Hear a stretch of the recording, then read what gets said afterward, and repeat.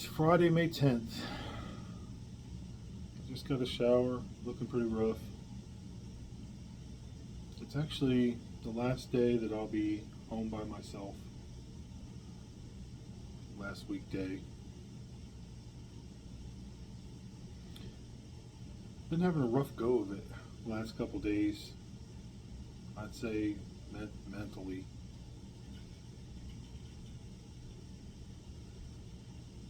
I woke up this morning from a nightmare around 4:15 or so. I had two dreams that I remember last night, and in one of them, somehow a cat. Dreams don't make any sense, except they do make a little bit of sense. But somehow a cat had gotten into my arm, like lodged into my arm, and it was in there. And in real life, I do not like cats. I've always been allergic to them, and I just don't like their personalities for the most part. I've seen one or two exceptions, but it's rare do I enjoy cats. So it's not like a symbol for a vagina or anything like emojis. But anyway, I had this cat that crawled into this hole in my arm, and so it was like under my skin. I had a cat under my skin. Something's under my skin. Obviously, you don't need Freud to interpret. And I pulled it out, and of course I hated this thing. I got it by the tail and I pulled it out of there. And I was talking to, Jessica was in the dream, and she was just like, "Oh, it's no big deal. I like cats," and she was just like, "That's just your perspective." And she was like blowing me off, my upset over this cat. And then I had a second dream where the corner of our bedroom, like I looked up in the dream, and the roof was like the layers of paint were peeling back, and the drywall was sagging, and it was like clearly suffering flood damage. The roof was caving. So there's two dreams, and it was on her side of the room. So it's like, not my subconscious isn't being too subtle about these things. Before we went to sleep last night, the last thing I said to her, I was telling her that from the surgery, where they go in with the scope, and they go in with a scope on one side, and they go in on the other side with a pokey with their instrument. And where that happened, I have these big bumps, like raised, swollen bumps on my knee. Overall, it's going well. The pain and all is better every day, but I still have these swollen bumps. And I still have this, like, tape surgery strips on my knee. I forget what they call them. They're starting to look gross because they've been there for a week. It's supposed to stay on for 2 weeks. Anyway, I was telling her about these bumps and how it hurt, when I pushed on them, or like yesterday I was trying to do some exercises. I was actually on the floor, so I had to put my knee down, and how it hurt. And she said something like, I forget her exact words, but the sentiment was, well, it could have been worse. She said something like, well, I'm just glad that, you haven't had as much pain as you thought you would, or whatever. And I said to her, I was like, yes, that's true, but why do you have to dismiss what I'm saying out of hand? This is in real life. It's the conversation before bed. Like, how come I can't express something that's bothering me and just hear, that sounds hard, instead she goes into this dismissive thing, just dismiss what he's saying, which is actually, it's hard for me right now to not react to that, because that kind of is the way I felt throughout our entire marriage.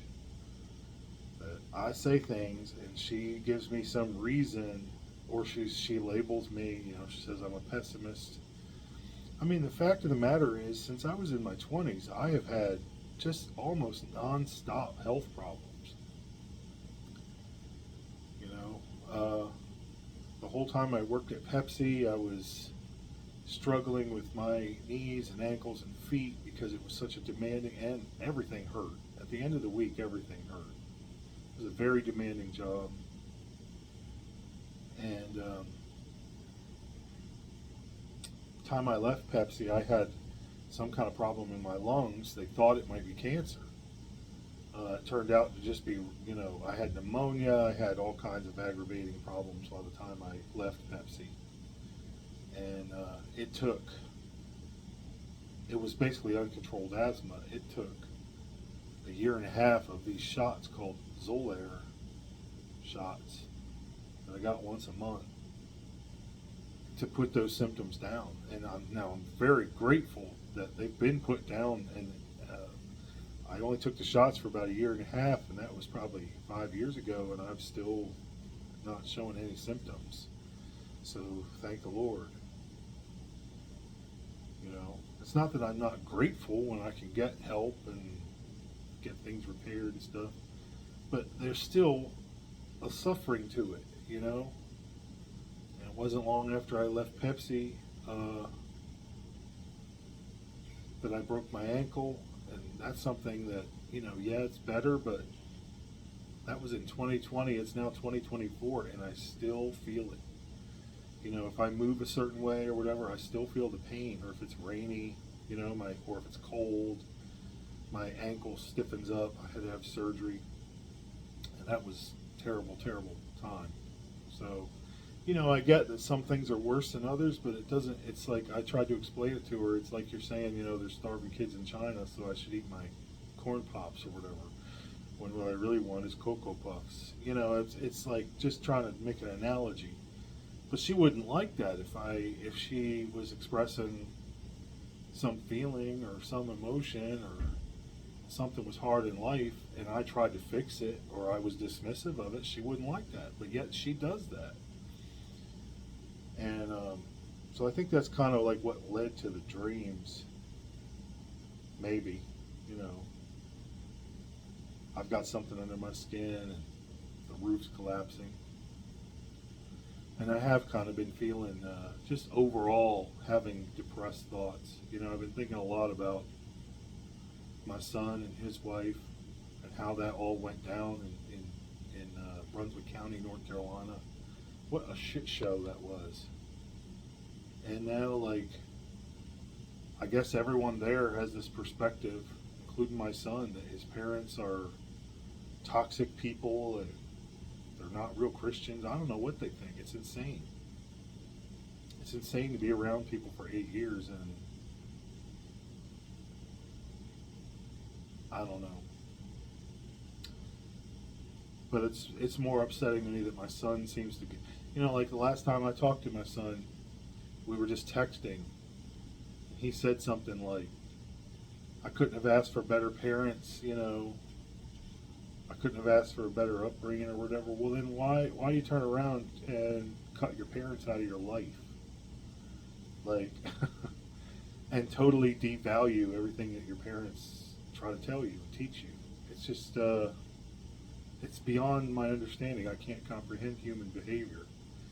But mostly, I just don't like to obsess about it, there's nothing I can do about it. I can't change the way other people think. I can't change their lying mouths.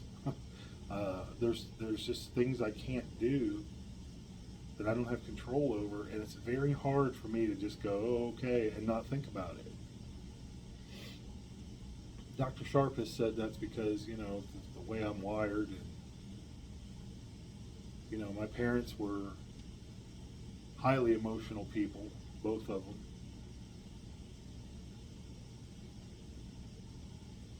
And maybe some of that sensitivity got passed on to me. It's just hard for me to just go, oh, okay, and shrug and move on. It was the same when Catherine left for Washington.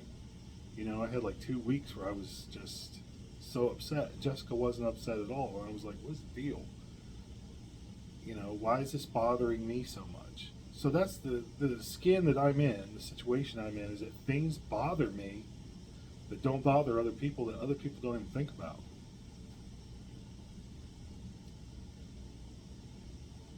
Like, other people don't get considerate, they don't get upset, they just move on, you know? And so that's like normal. So, like, I'm abnormal because um, I don't know why.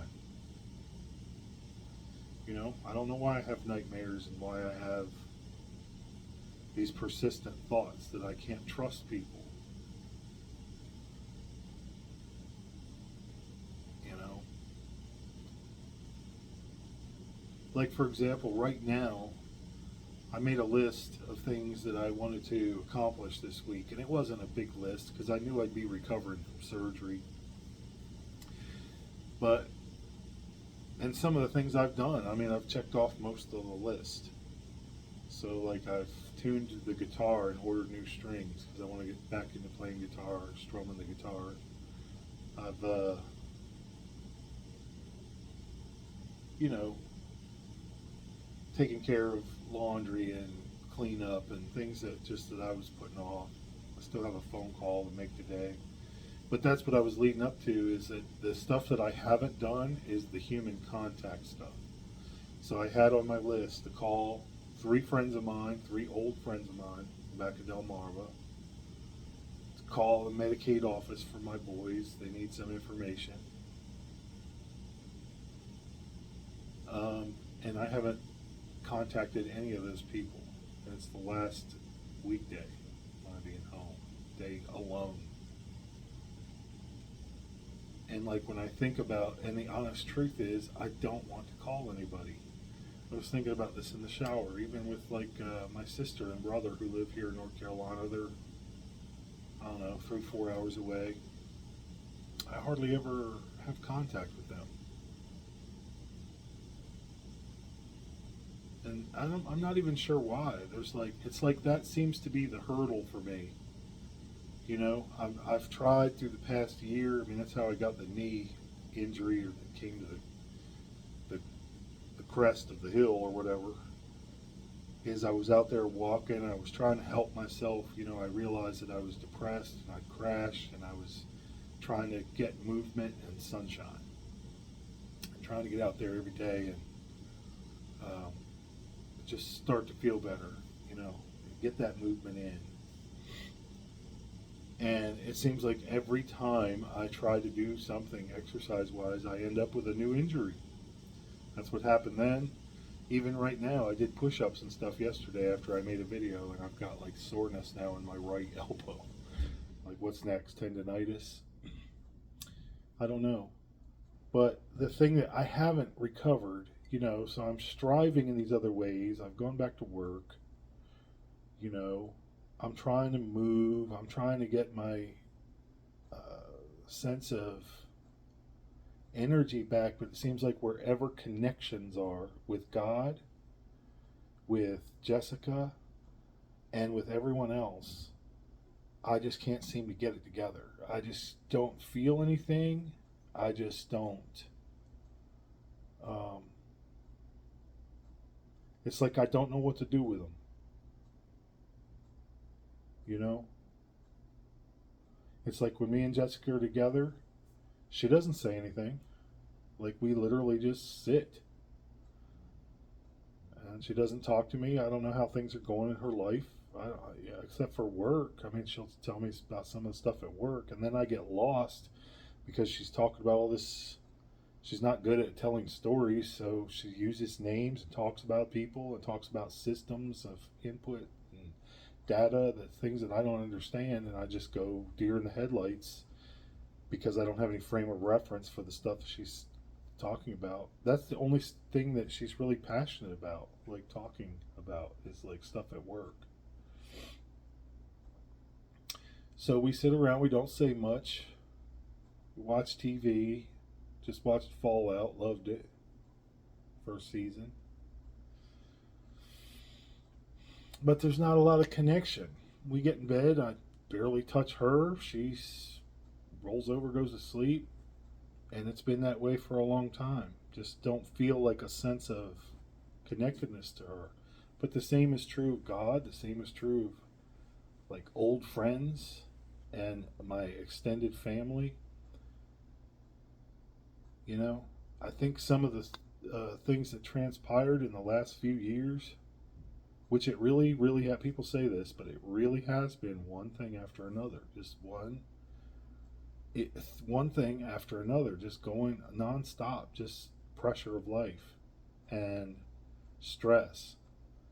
And I think one of the outcomes of that is I'm just like, I'm really withdrawn from people. There's no sense of adventure or discovery in me, or like thrill or desire to know people or to connect with them.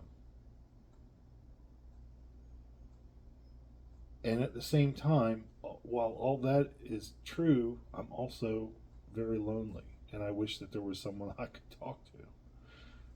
You know, I wish there was someone in my sort of place in life. So it's a pretty strange state of being. Maybe it's good that this week's almost up and I'll be heading back to work Monday. And in a sense, be forced to see people. I mean, one of my goals of this week was to try to think about what my next big thing is. You know, like I talked in a previous video about needing a compelling vision. And the reason I need that is because things are very slow at work right now. And I need something to work on. You know, I have to be in that office from 8 o'clock to 5, Monday through Thursday. What am I shooting for?